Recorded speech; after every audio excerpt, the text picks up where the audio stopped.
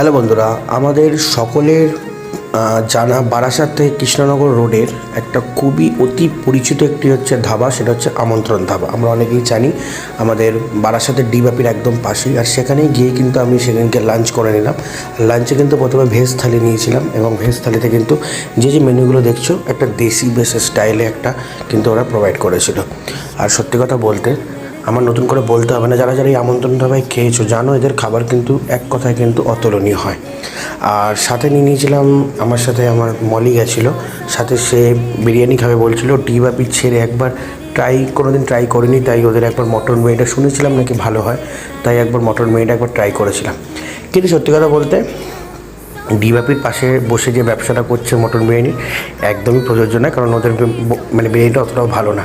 মটনের size ফাইজ সবই ঠিক আছে, মটনের কোয়ালিটিও ভালো, কিন্তু বিরিয়ানিটা ঠিক জাস্টিস হলো না আমার সাথে। যাই হোক, কিন্তু আমি মেন ফোকাসে আছি এসব ধাবা স্টাইলের দোকানগুলোতে সব বিরিয়ানি বা চাইনিজ আইটেম না খাওয়াই ভালো।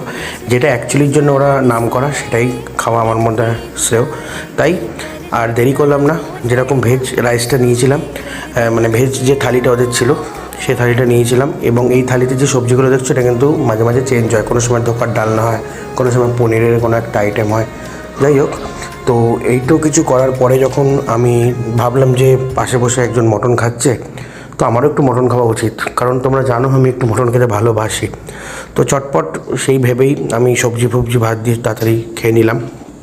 খাওয়ার পরেই আমি কিন্তু সাথে সাথে কিন্তু অর্ডার করে দিলাম হচ্ছে মটন কষা।